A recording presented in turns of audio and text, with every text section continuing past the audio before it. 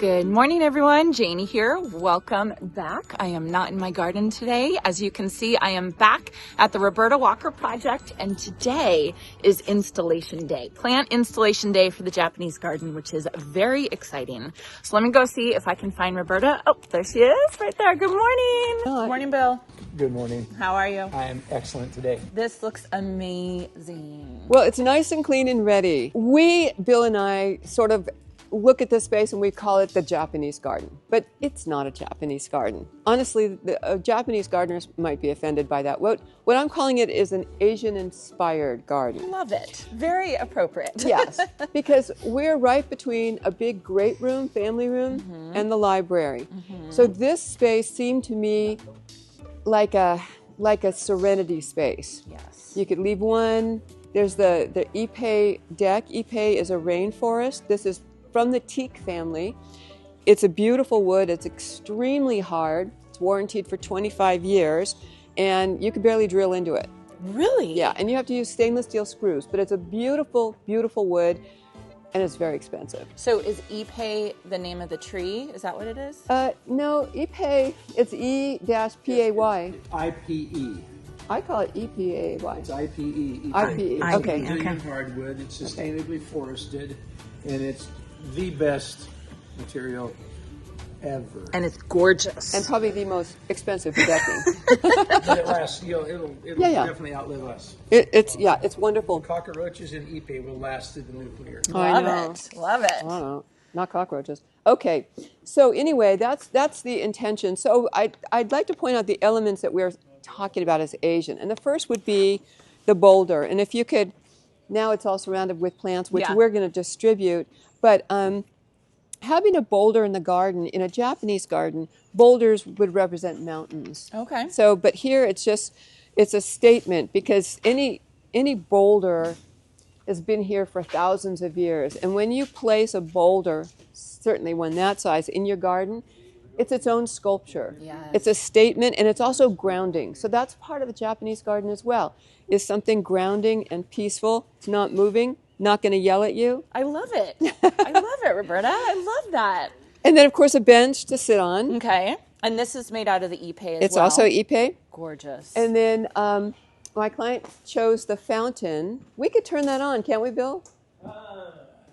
Maybe. The plan for today, you have picked out all of these plants. Yes. Previously. I've designed in all the plants. Can you show us? Yeah. Can we And see that? usually I have a bigger plan, but this I had to quickly take off my phone this morning.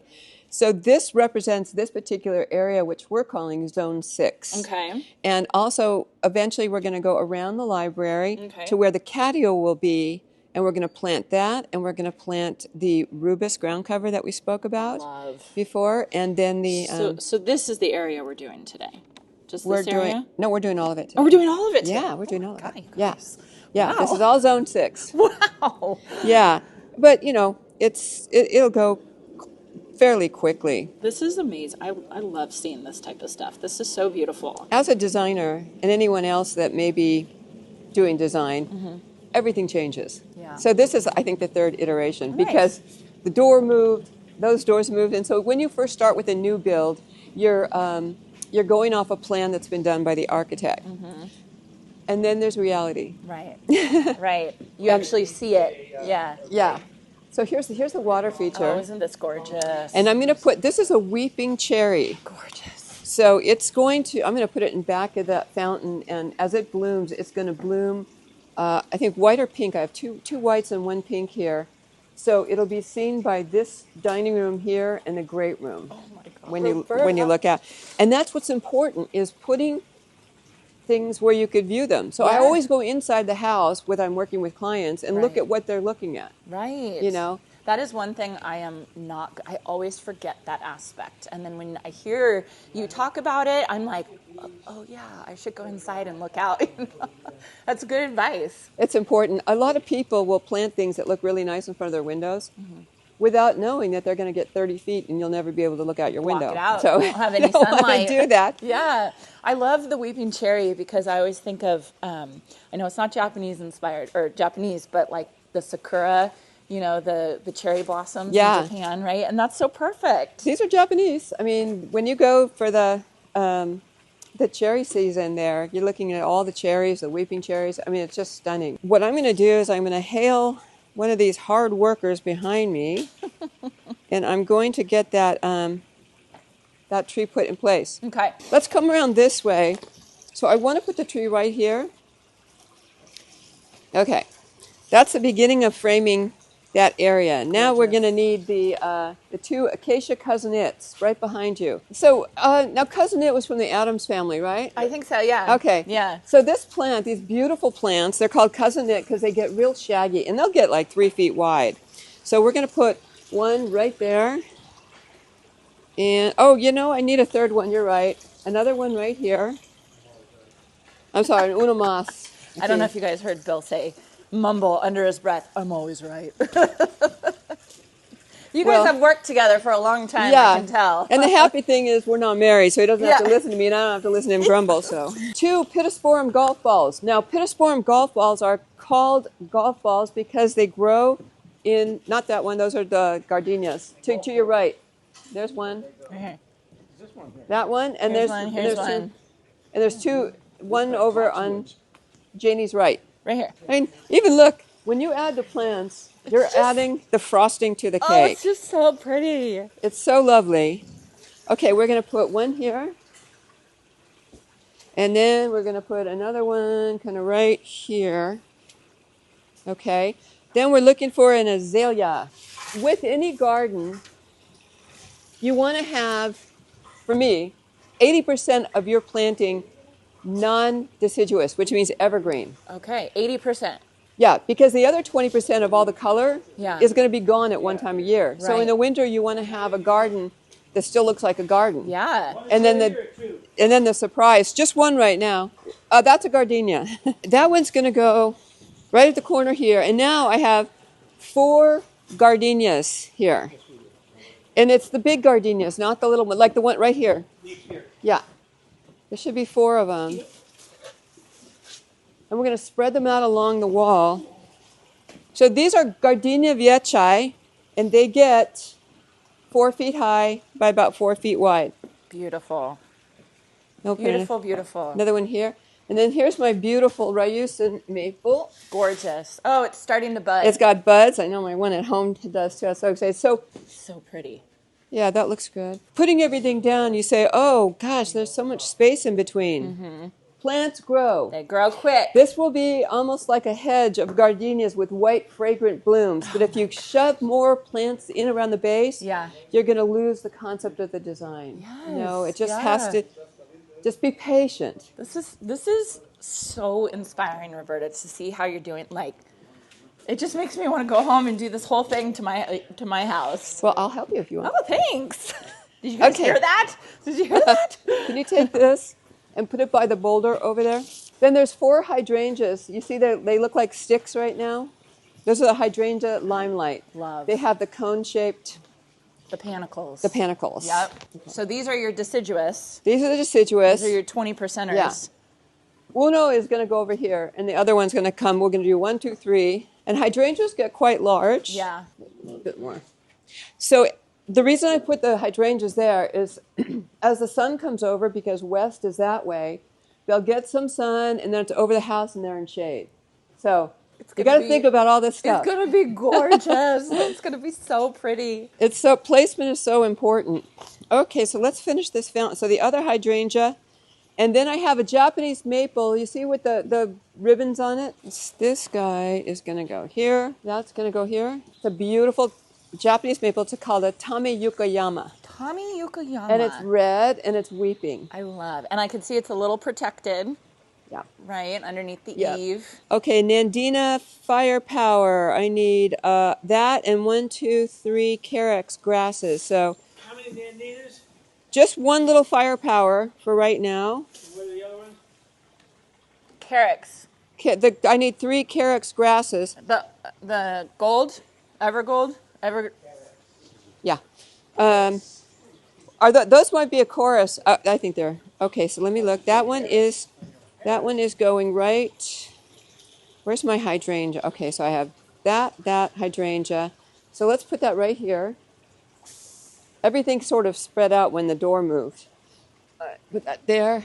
Okay, now these, Carex is a large family of grasses. And these called Everillo are the yellow ones. So they'll make this beautiful clump, and they are cut back, but they're evergreen. Right. Okay, so they're not going to go away like a grass that has plumes. Okay. 1, let's go 2, 3. And then we're going to do some ajuga that are in the little, on the boulder. Okay, so those are coming over here. Okay. Now, Roberta, this is stunning. Is it beautiful? This is so gorgeous. we're going to have to do a time lapse because know. this is Creeping Jenny, also known as Lysmachia nummularia, and it's a ground cover that's it'll make a blanket. Yes. And so it's this chartreuse green blanket, and then in between I put this deep purple ajuga, Oh my which gosh. also spreads. And then when the ajuga blooms, it has purple spires that come up. Oh my gosh. It's stunning. And I have to say that I took this from the book of Thomas Hobbes. Oh, you did. You were Shocking just telling Beauty, me about yeah. that book. Yeah. And this is a combination that I use. I think I'm going to put that there. I'm going to copy you and Thomas Hobbes. Okay. So Roberta was just telling me about this book, Shocking Beauty by Thomas Hobbes. Oh, it's that amazing. He has great stuff in. This is a juniper. One of my favorite. It's called Conferta. Remember you saw one on my driveway? Yes. And it's going to go 6 feet out. This is the one that's on the left of your driveway? Yeah. Okay. That's what that is. I'm getting it. That's what that is. Okay, so this area is done. Wow. And right now it doesn't look like much, but like I said, everything's, you know what, I could take uno más of the ajuga. Let's do an extra one in here. But this is going to cover everything, Oh, so yeah. I got to leave space. We'll have to come back in a year or two and show it all grown in Yeah. because it's going to be beautiful. Yes, it will. Okay, so I got my pittosporums, my golf ball. So again, the area is nice and balanced. There's going to be a light uplighting the tree It's and the gorgeous. fountain. It's gorgeous. It's beautiful. The homeowner's going to be so happy. I know, I can't wait for her to see it. So the star jasmine are here. And once we get the other plants in, we're going to start attaching these. But let me tell you what we're going to do. I brought some green tape because that's what I have. Okay. Instead of, a lot of people with a vine, they would plant it and then they'd start poking it through. Yeah. We're not going to do that. Oh. We're going to adhere it on the outside Oh. to keep it away from the wall. Got it. That's how you preserve your paint. Okay. Okay. Good tip. Yeah. I just got that one from Monty Don. Oh, the Great Monty. The great Monty Don. Okay. That ilex, this tall one, you guys, that big heavy one. Another Nandina. That could go right there. That one can go right here. Then we need 3 heuchera and a campanula. They won't know what those are. What are you looking for? Heuchera. The heuchera, the coral bells. Please tell me. Okay, they're in here. Oh, yeah. See, there's The red- purpley- the red one. The red one, and there's a lime green one next to it. Yep. No, Nope, to your right. no. To your right. Yep. No. No. No. The lime green. Yellow. The yellow one. There you go. It's not lime green. You got to talk like a boy, Roberta. You got to talk like you're not colorblind. You got to talk like a contractor. Got a point. Campanula. I love campanula. This is a ground cover type. Wow. Show me that. I've never seen that. Oh, it has all beautiful blue bells. Murales. Gorgeous. It's a ground cover. Wait till you see it blooming. So those guys are going to go spaced evenly from the corner of the deck all the way down. And this is a different kind of liripe that I use. So liripe, or a lot of people call it liriop. Yeah. It's like tomatoes. It's called Monroe White, which means it's going to bloom white. Interesting. Yeah. And I haven't used it before, but you have a green plant blooming white. You have the White House. The azalea is going to bloom white. The gardenias. The gardenias, the hydrangeas. light. It's gonna be stunning. And then a juga in between. Oh, Roberta. I know. I love it. Oh, it's going to be so pretty. It's It's like gonna be so it's like a good. painting. And that, my background's in painting. So This Nandina is gorgeous. one of my favorites. If you want an all-time worker every time of the year, it's Nandina. Wow. This is firepower, which gets more red Okay. in the winter.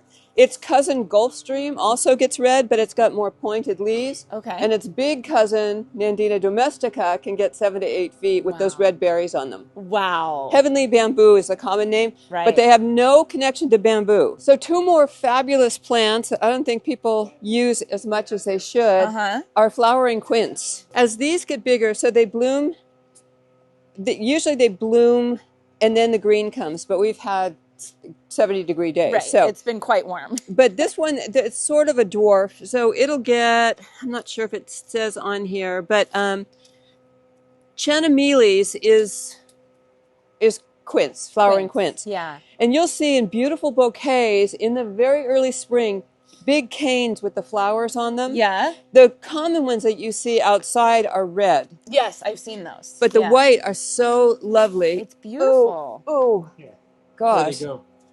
On either side of the cherry. So now the coleonemas, these 2, and 2 of the purple lantana. We'll have to move this. This is where we get sun. So then we're going to have 3 red hot pokers around. Yes. These are red hot pokers. Candles with yellow and orange. Love. Then the bright coleonema. And then after the coleonema, we got one of these. A lavender that I saw back there. And then another lantana. Let's put the lavender there. Lantana there. And I need 3 more of those nymphophia. This is my big sun one. This is gorgeous. 2, and let's put one over here. Have you ever used bulbine, Jeannie? No, I've never even heard of bulbine. Oh, you love it. Well, you'll have to post a picture of it. Okay. It gets big. It's so easy to divide. Show it to me. This is it? Here, let me show you the better one. Okay. And I'll put a picture of the bloom. Bulbine fruticans hallmark. Okay, I don't even know that plant. Oh, and it keeps going. Unoaki. So this is big color perennial. And this is the more drought tolerant. Love it. This is a flat of mondo grass. Generally, there's 19 to 20 plants in here. When you plant it, you're going to pull out a corner. Of course, all the roots have come together. Right. So I usually separate them like this. Here's the roots. Okay. And then we're going to plant them all in here, and we're going to do soft overhead sprays right in here. Micro sprayers or something? Micro sprays. Yes. I think that's going to work better than Netafim. And these are going to go all through here, and eventually it'll look like what it looks like here, all grass. It'll be a lawn of mondo grass. But it's not a lawn because it only grows, these are dwarf. Okay. So it stays dwarf. There's no maintenance, no mowing. And it spreads. And it spreads. It's gorgeous. You know, the mondo grass, there's different kinds. So the longer one makes bigger clumps. And but we wanted something trim, kind of that Asian style here. And then they also have black mondo. Yes. That sounds like a Tarantino film, right? Oh, yeah. Black mondo as mamba. Yes. Okay. Gorgeous. Off we go. I mean, even over here, this looks so good. So Cistus Mickey is a rock rose. Okay. And I think the patent is by Sunset Western Garden. Oh, yeah. Yeah. Their type is called Little Miss Sunshine, which stays more compact. Okay. This one gets bigger. So we have 4 podocarpus coming in. However, they are at that other property where yours came from. Oh, funny. Yeah. Yeah, so they're not ready to come. They're not ready to come. So that rhododendron actually comes here. So we are working in this area now and starting to move over here.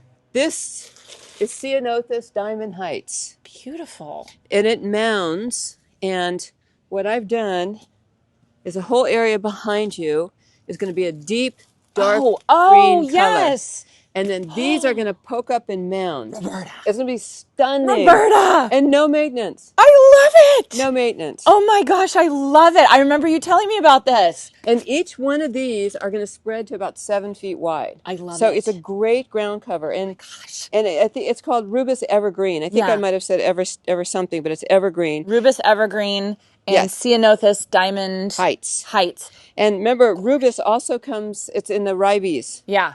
So ribes are, they have berries, really yummy berries, and they're a vine. But this is the ground cover type. I'm so excited about this. This is so pretty. I also love, because the center is dark, which picks up the dark. Look at how good that looks. Isn't that gorgeous? If you have flagstone or pavers that you want to plant in between, you have to water it somehow. And if you water it with overhead sprays or micro sprays, that's all well and good. But in the summer, just know that a lot of the sprays get evaporated. So you're losing water. Yeah. So a really water-wise way to irrigate tight spaces with ground cover is by using tubes with inline emitters. So this is a 1/4-inch tube, and they have larger tubes for larger areas.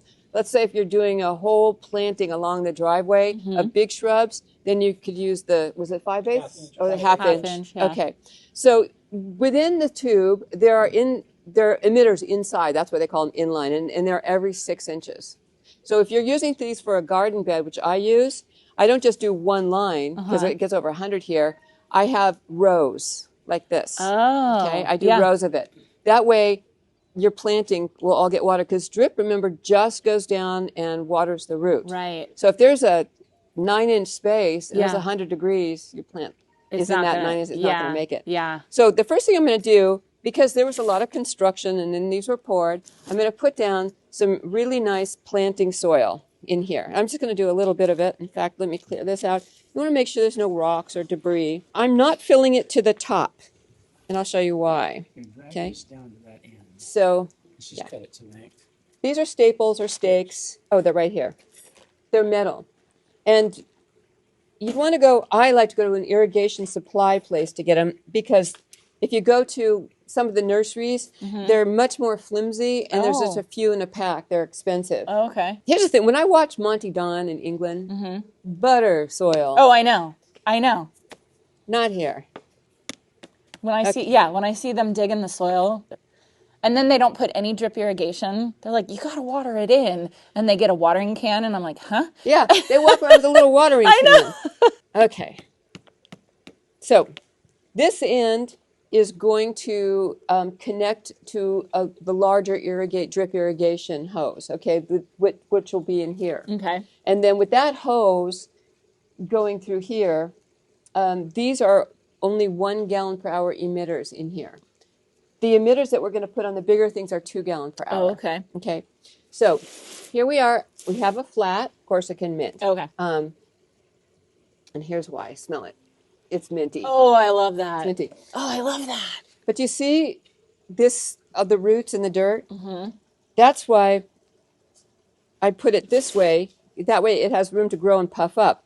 But if I brought the soil all the way up, let's say, then it's too high. You could trip on it. Yeah. So, and you want it covered. So this is going to go in here, This is going to be so pretty. and then I would tuck the soil around it like this.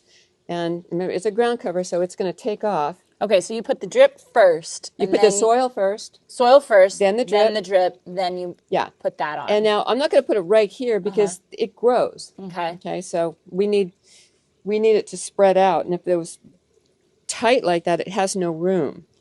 Do you think this can take full sun? Yes, Okay. mint could take full sun. Have you ever grown mint? Yes. Mint and thyme could do full sun. It's usually you can't find it, and I love it. It's teeny and it smells like mint when you walk on it. Love it. And it's obviously non-toxic. So this is pretty much how I would plant it. And by the time it's done, all of these areas will be beautiful and green. Oh my gosh, it's going to be amazing. So is this like regular mint that's going to spread a lot? Yes. And which is what we want here. Yes. But yes, we want it to spread. And here's where, why it's going to stop where it stops? Because it's not going to have any more irrigation. You're right. Okay. Yep, you're right. So when you plant mint in your garden, regular mint, first of all, you have it forever. And you can't get rid of it. Right. And it spreads on rhizomes as well. Yeah. But and it usually does because you've planted it with other plants that get water. Yes. So it Yep. it stays like that. So This will stay where the irrigation is. this is going to stay where the irrigation is. Yeah. It's it would just dry out. That's how I feel about creeping Jenny. Everyone says like, "Oh, it's going to spread everywhere," and it's like, not here. It has to have irrigation, or else it won't go anywhere. It's like painting a picture. One season you could let it go and it's really lovely, and then you could decide to do something different Yep. and take half of it out, and it's because it's alive. So it's one of those creative processes, and it's very forgiving. We've laid out all the plants, and from here on, Bill's crew is going to be planting, and then I hope you join me in the next few days when it's all done, and then we have weed barrier down, and we have the rock, and we'll look at everything planted and done. Oh, I'm so excited, and I'm sure all you guys watching are going to be excited as well. We have a little bit of rain next week, a lot of rain next week, honestly. 5 days of rain. But maybe we can come back after that and get kind of an update. I just have to say, Bill, thank you to you too for letting us come. We are enjoying watching the progress on all of this, and it's really, they're getting... We have some pavers down too. I was just going to say, they're getting started on the pavers in the back right now, so hopefully that'll look pretty cool. That's a massive project. All right, and then what? When does the pool get filled? After the pavers are done, and I get my electrical panel changed and my generator in place, then I'll do the pool. So what do you think is like wrapping up time? All done. The whole job? Yeah. Interior and exterior? No, just exterior. Well, same thing. Probably June. June? Okay. In the next few months. So, Bill, you know, I have it marked where the lights go. I think I have a 10 degree on that, and all the trees. And at some point, when we get most of the areas done, we'll come back in the at evening. dusk. Yes. And see everything lit. Oh, that'll be amazing. Bill, thank you. Roberta, you are amazing and the best, and I've learned 20 things already today that I'm going to be doing in my garden. I'm so glad. I love to share. I love to design, I love to garden, and I love to share. Love it. Love it. Huge thank you. I hope you all enjoyed this, and I hope you all have a chance to get in your garden today. Bye-bye.